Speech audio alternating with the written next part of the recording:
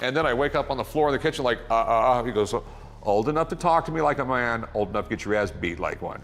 He didn't remember falling. Just the cold, sticky linoleum against his cheek and the sharp metallic taste of blood on his tongue. The kitchen lights hummed above him like an interrogation room. And then came the shadow, towering, unmoving, familiar. A voice he had heard his whole life, but tonight it felt sharper, colder, almost rehearsed. Old enough to talk to me like a man, old enough to get your ass beat like one. The sentence dropped like a hammer. For years, Rick Harrison had built an empire with his bare hands, cars worth fortunes, collections worth millions, fame on a scale he could have never imagined. But none of that protected him from the ghosts buried in his past nor the avalanche building behind him in the present. In 2025, people would whisper that he was making strange choices, passing on a Ferrari worth six figures, lowballing on deals he once chased, tightening his grip on a fortune that suddenly seemed fragile. But to understand what was really happening, you must go back to where it all began, in a room where a child lay shaking, waiting for the next seizure strike. From the outside, everything looked perfect. Millions in assets, a world-famous brand, a reality show streamed in more than 100 countries. But behind the glass counters and bright studio lights, the numbers were suffocating him. $65,000, monthly, in alimony and personal payments. $500,000 tied up in a lawsuit filed by his own mother. Legal fees chewing through his reserves like termites in an old wooden beam. The once unstoppable buying machine of Rick Harrison had slowed to an uneasy crawl. He passed on a pristine Ferrari he normally would have grabbed in seconds. He walked away from a rare NASCAR tribute car with a story so strong it practically sold itself. He began offering deals so low his staff assumed he was joking. But he wasn't. People asked, was it fear? Pressure?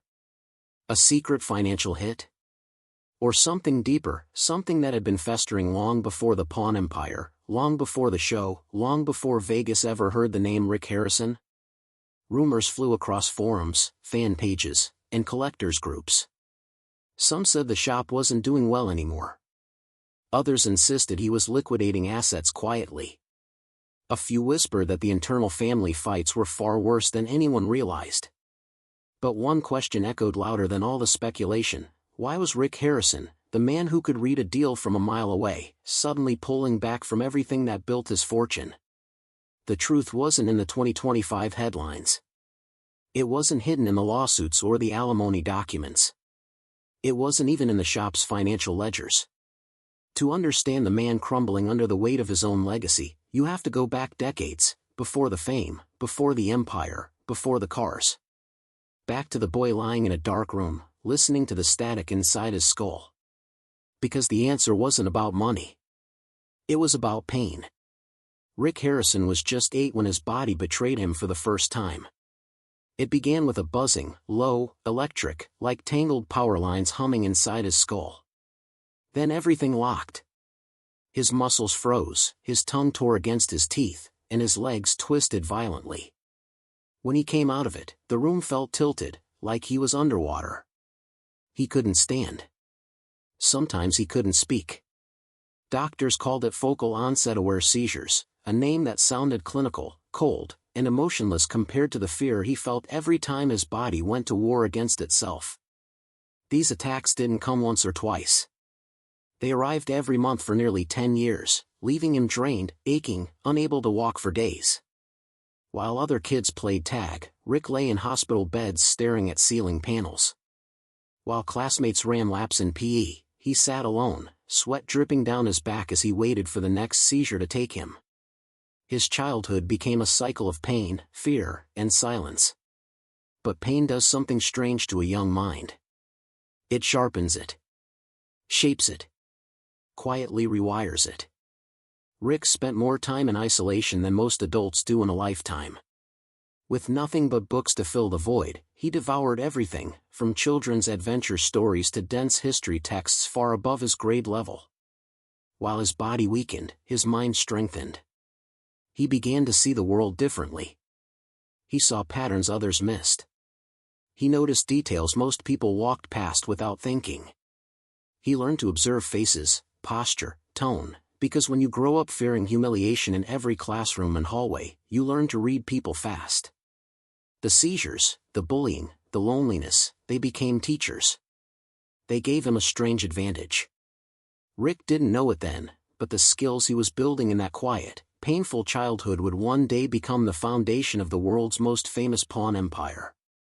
By the time Rick turned 16, life delivered another blow, one far more devastating than seizures. His mother, Joanne, was once a successful real estate agent. His father, Richard, the old man, had just left the Navy after 2 decades of service. Together, they thought they had built a stable future. Then came the 1981 recession. Interest rates shot up to a brutal 18%. Mortgage markets collapsed like dominoes. The Harrisons watched their thriving business evaporate in a matter of months. They lost $1 million, a fortune back then, a crushing blow now. When the dust settled, the family had exactly $5,000 left to their name. So they packed up everything, squeezed it into their old car, and drove east across the desert, chasing a new beginning in a city where desperation and opportunity danced on the same neon-lit streets. Las Vegas. For Rick, it wasn't a fresh start. It was survival all over again. Rick didn't wait for Vegas to offer him a chance. He created one. At just 15, he discovered the world of counterfeit designer bags in the San Diego garment district. He bought knockoff Gucci purses for $30 and sold them for $300, making $2,000 a week, more than most adults in his neighborhood. When competitors flooded the market, he switched strategies and moved into fake jeans. When that dried up, he pivoted again. School couldn't compete with that kind of money. While teachers lectured about algebra, Rick was negotiating bulk deals, calculating margins, studying buyer psychology. By 10th grade, he dropped out completely. His father hated it, but even he couldn't ignore the cash his son brought home. For nearly 2 years, Rick ran a miniature underground empire, until the market collapsed just like the family business had. But the lesson stuck. Rick didn't fear risk. He didn't fear starting over. He had been doing it his whole life. At 17, life hit him again, harder than any seizure. His girlfriend Kim became pregnant. They were terrified but ready to face it. Then tragedy struck. She miscarried. Most teenage relationships would have shattered under that kind of pain, but instead, they clung to each other and married. Months later, Kim became pregnant again. By 18, Rick was a father to Corey. 2 years later, Adam arrived. But being a teenager with 2 kids wasn't romantic. It was suffocating. With no money, no degree, and no stability, the pressure suffocated their marriage. In 1985, Kim walked out, leaving both children with Rick. He was 20 years old. A single father. Broke. Drowning in bills. Some nights, the only way he kept the lights on was by pawning his comic book collection piece by piece. Life wasn't giving him chances. It was daring him to quit. And he refused. Vegas in the 80s wasn't the polished tourist city people see today. It was rough, unpredictable, and full of opportunity for anyone desperate enough to chase it. Rick became one of those people. He sold bootleg VHS tapes on the street. He flipped used cars in deals that skirted legality. He repossessed vehicles from dangerous neighborhoods late at night, sometimes earning more in a single run than in a month of washing dishes. In one stunt, he used a winch truck to snag a car out of a dealership service bay, driving off like it belonged to him. Illegal? Absolutely. Effective? Definitely. He even got arrested for selling counterfeit goods, but the charges only taught him to be smarter, not slower. Every scheme sharpened him. Every hustle trained him. Every failure strengthened his instincts. Rick wasn't learning business in a classroom. He was learning it in the streets, where mistakes cost more than grades. While surviving on hustles, Rick carried a strange obsession, one that began when he was 12. Coins. Artifacts. Anything with history embedded in metal. In hospital waiting rooms, he'd buy old coins, running his fingers over the worn edges, imagining the hands that held them a century earlier. He studied mint marks, patina patterns, and weight discrepancies. He memorized entire books about ancient coins, Civil War relics, and antique manufacturing methods. He didn't just learn history, he internalized it. When others saw rust, he saw clues. When others saw junk, he saw origin stories. This obsession fused with his street-learned instincts, creating something incredibly rare, a hustler's courage with a historian's brain. A combination perfect for the industry that would one day define his life. Long before Vegas, before the seizures, before the $1 million collapse, something else shaped the Harrison family, a tragedy almost no one talks about. Rick once had a sister named Sherry. She died at 6 years old due to health complications. Rick was a toddler when it happened, too young to understand but old enough to absorb the quiet grief that followed. His parents carried the loss like a shadow. They didn't speak about it often, but the silence said enough. Rick grew up in a home where happiness seemed temporary, where disaster could strike without warning, where joy always felt fragile. This shaped him more than he realized. He learned to distrust comfort. He learned to prepare for collapse. He learned that life could flip overnight. It was a lesson that would follow him into adulthood, and echo through every financial decision he ever made. In April 1981, the Harrison family drove into Las Vegas with their last $5,000, a gamble with no guaranteed payout. Rick took a job bussing tables in a casino for $3.35 an hour. By night, he repossessed cars, slipping into neighborhoods where one wrong move could end in a fight or worse. Meanwhile, his parents opened a tiny 300-square-foot coin shop on Las Vegas Boulevard. It was cramped, poorly lit, and often empty. But Rick watched people stumble in after gambling losses, pawning wedding rings for just $20, selling treasured heirlooms for taxi money. This was his education. Not school. Not textbooks. Life. Vegas didn't make him. Vegas tested him. But Rick wanted more. He wanted a pawn license, something nearly impossible to get in Vegas back then. The city only allowed one pawn license for every 50,000 residents, and Vegas was too small. So Rick waited. Every week, for nearly 2 years, he called the city statistician to check population updates. When Vegas finally hit the required number in 1989, he pounced. But powerful pawn shop owners fought him. They bribed politicians, filed complaints, and tried to bury him in legal sludge. Rick and his father spent $15,000 in court battles, money they didn't have. Then one day, the judge slammed the opposition so hard that Rick knew instantly. He had won. He had just hit the lottery. And history was about to change. The first 24-hour pawn shop in America opened at 713 Las Vegas Boulevard South, and it wasn't a safe place. The mafia still moved silently through Vegas. Customers walked in with stolen jewelry, sketchy merchandise, and stories that fell apart under scrutiny. Rick once held a $10,000 stolen Rolex and bought it for $500, knowing exactly what he was touching. He learned to recognize stolen casino chips. He bought mob memorabilia. After a loan went bad and the customer returned armed, Rick installed loaded guns behind the counter. Every transaction was a gamble. Every knock on the door was a risk. But Rick thrived in chaos. He always had. One day in 1986, Rick spotted something unusual at a casino liquidation sale, a 1930s Watling roller-top slot machine. The seller claimed it was worth $25,000, but something in Rick's gut said otherwise. He had studied antique gambling machines for years. He knew this wasn't just a vintage piece. It was a prototype.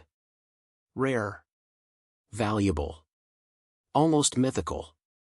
So he did something insane. He borrowed $50,000, nearly his entire yearly inventory, to buy it. His father thought he'd lost his mind. The staff whispered that it would bankrupt the shop. But 3 months later, Rick sold it to a museum for $85,000, making a $35,000 profit and establishing a new reputation. From that day on, people brought him high-end collectibles. They trusted his eye. They trusted his courage. That slot machine wasn't just a deal. It was the blueprint for how Rick would operate for the next 30 years. In the middle of all this, Rick's home life was unraveling. His marriage to Kim was long over, and in 1986, he married Tracy after a blind date. Suddenly, he had a blended family of 3 kids under 10. Money was tight. Stress was heavy. Rick worked 80-hour weeks. He even sold guns through the shop without a federal license, making fast cash but attracting federal attention. Some of those guns later turned up in violent crimes. The ATF began circling. His marriage strained under the pressure, but somehow it survived, lasting 25 years. Rick didn't have a peaceful personal life. He had a battlefield. And he kept marching. By 1989, Rick officially became co-owner of the pawn shop at just 24 years old. Business exploded. By 2005, he and his father were lending out $3 million a year and earning nearly $700,000 in interest alone. But pawn work came with darkness. Addicts pawned Rolexes for gas money and never returned. People gave up wedding rings for $20 loans. Rick had to repossess everything when loans expired: cars, jewelry, even homes. It wasn't heartless. It was the job. And Rick learned quickly, desperation is the real currency of the pawn industry. He became a master at spotting it. Even as the business grew, tension simmered between Rick and his father, the old man. His father still owned 51% of the shop and controlled big decisions. They clashed constantly. Once, a bankrupt gambler pawned a Ferrari. Rick saw gold. His father saw danger. Rick restored it, polished it, marketed it, and flipped it for $200,000 in profit. His father didn't like the risk. Rick didn't like hesitation. But their tension, their friction, their stubborn wills, that's what built the empire. It wasn't love that held the business together. It was competition. When the dot-com bubble burst, Vegas saw a wave of out-of-work tech workers pawning everything from computers to autographed memorabilia. Rick pivoted hard into sports collectibles. He studied signature patterns, paper aging, ink saturation, and authentication methods so deeply that experts from around the country began consulting him. One man pawned a Muhammad Ali glove for $5,000. When he never returned, Rick sold it for a massive profit, helping the shop survive the recession. Where others saw crisis, Rick saw opportunity. He always did. In 2013, Rick married Deanna Burdett in an extravagant ceremony overlooking Laguna Beach. It looked like a fresh chapter: love, stability, the kind of happiness he rarely allowed himself to feel. But by July 2020, it was over. Court documents later revealed Rick had been paying up to $25,000 a month to family members, then lowered it to $20,000, and finally stopped altogether by March 2020, right before the divorce. He never signed a prenup. His philosophy was simple: you can take half my money. I can still live like a king. But that kind of confidence comes with consequences.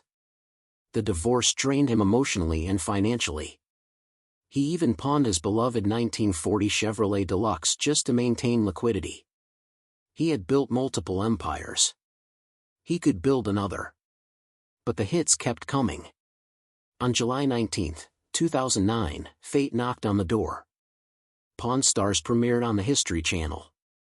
Within months, it became one of the most watched shows in America. Rick's daily life, bargaining, storytelling, identifying artifacts, became global entertainment. Tourists flooded the gold and silver pawn shop. On a busy day, more than 1,000 people walked through the doors. Security had to be hired. Autograph lines stretched around the block. By 2016, Rick earned roughly $15,000 per episode. By 2023, some contracts pushed that number close to $100,000 per episode. Pawn Stars didn't just make him rich. It made him iconic. A bald man with glasses who could explain the history of a rusty sword better than most historians on television. But with fame came pressure. And with pressure came cracks. Some items became legend. Like the day a man walked in with the real white Ford Bronco from O.J. Simpson's infamous 1994 slow-speed chase. The seller wanted $1.3 million. Rick examined it, circled it, measured its cultural impact. But he passed. Too much heat, he said. Another time, a thief stole a $50,000 coin collection that the shop unknowingly bought. When the truth came out, Rick claimed the coins had been melted down. That sparked lawsuits and bad press. Fame wasn't glamorous anymore.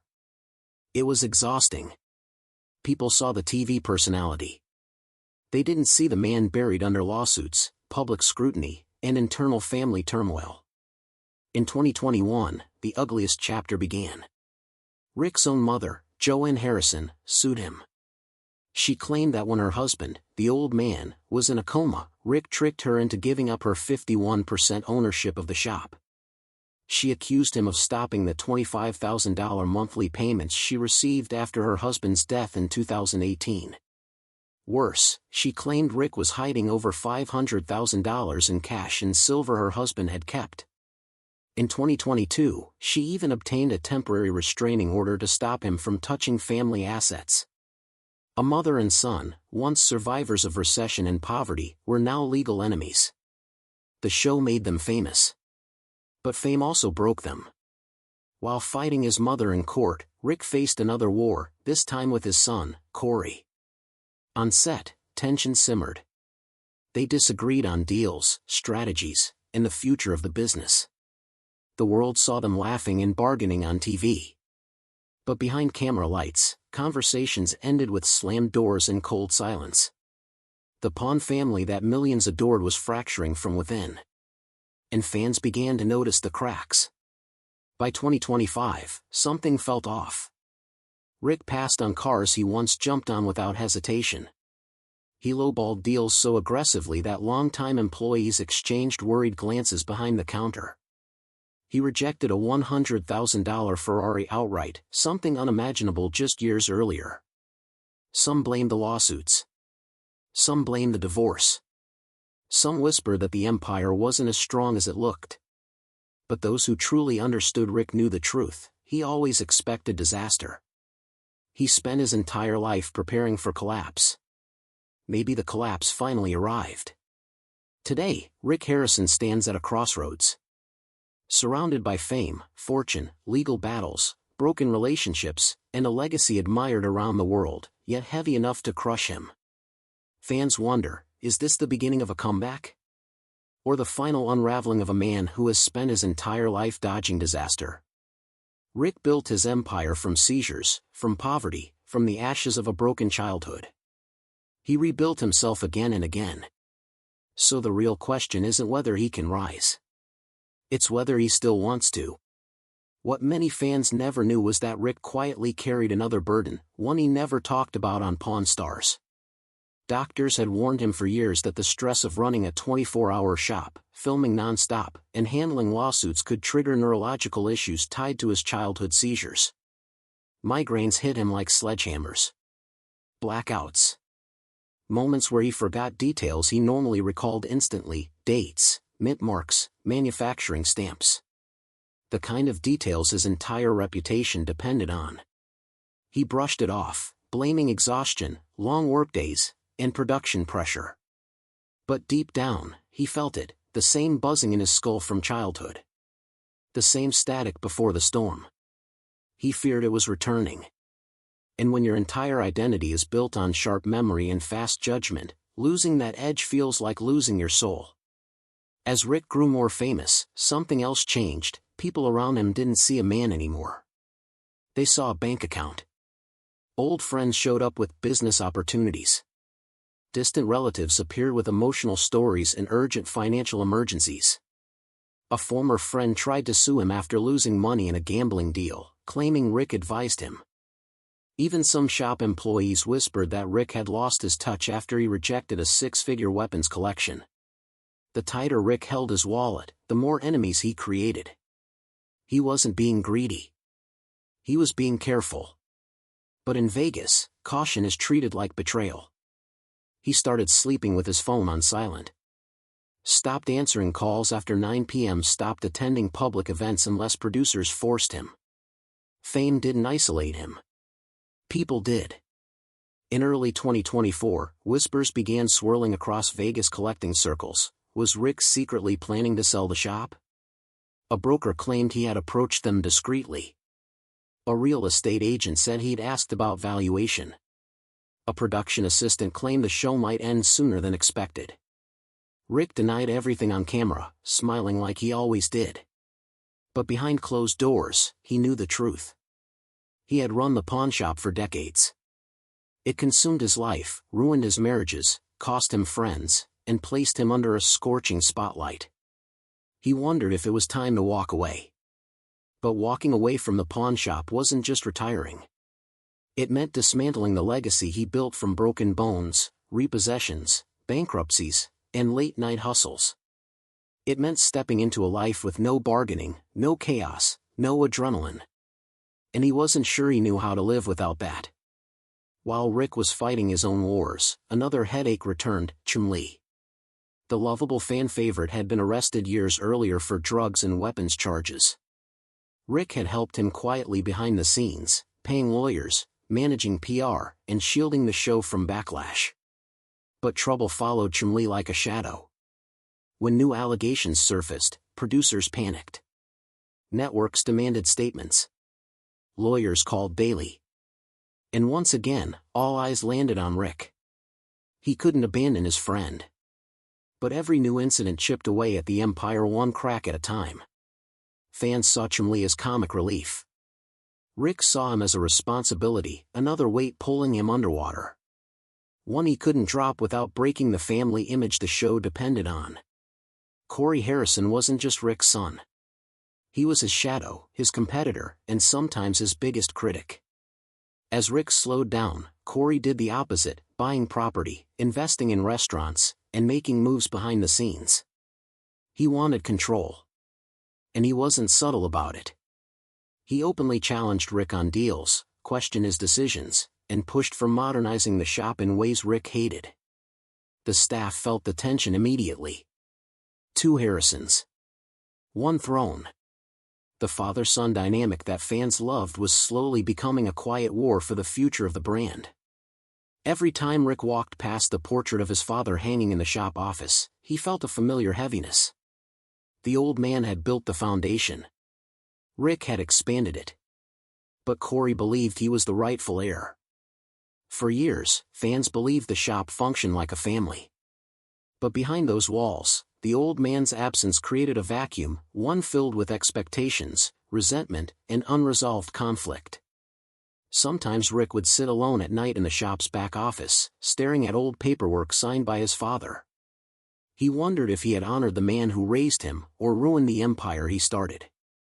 Legacy wasn't lifting him up. It was burying him. By 2023, streaming numbers showed a pattern producers hated. Pawn Stars wasn't pulling the viewership it once did. Younger audiences weren't as interested in historical items. Merch sales dipped. Tourist foot traffic slowed. The show's spin-offs struggled. Producers pushed for more drama, more conflict, more staged arguments, something Rick resisted with every fiber of his being. He never wanted Pawn Stars to become fake. He built his entire career on authenticity. But the network didn't care about authenticity. They cared about ratings. And ratings were slipping. Rick wasn't just fighting lawsuits or family. He was fighting time itself.